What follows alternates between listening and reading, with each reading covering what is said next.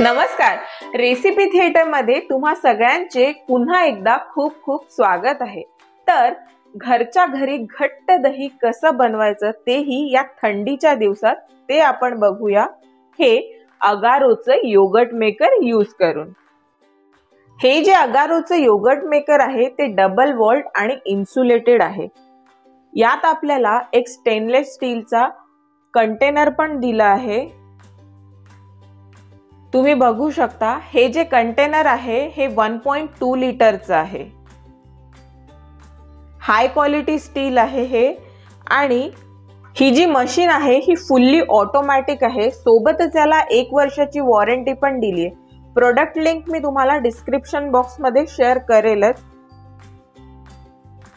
चला तर सुरू करूया दही बनवायला। त्यासाठी इथे मी 1 लिटर दूध छान उकळून घेतलंय आणि कोमट करून घेतलंय। यात आता आपण घालूया 2 चमचे विरजण। मी इथे 2 चमचे दही जे आहे ते दुधात घालून घेते आणि छान एकत्र करून घेते।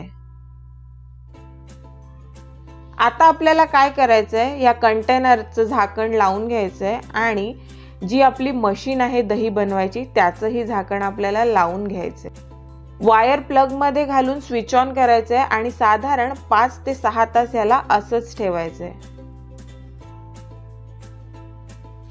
6 तासानंतर बटन बंद करून तुम्ही बघू शकता इथे दही जमलंय की नाही। मी तुम्हाला दाखवते। दही जे आहे ते इथे छान तयार झालं आहे। तुम्ही बघू शकता घट्टसर दही इथे तयार आहे। हे दही तुम्ही असंही वापरू शकता, पण मी काय करणार आहे 2 तासासाठी हे जे दही आहे फ्रीज मध्ये सेट करायला ठेवणार आहे आणि त्यानंतर वापरणार आहे।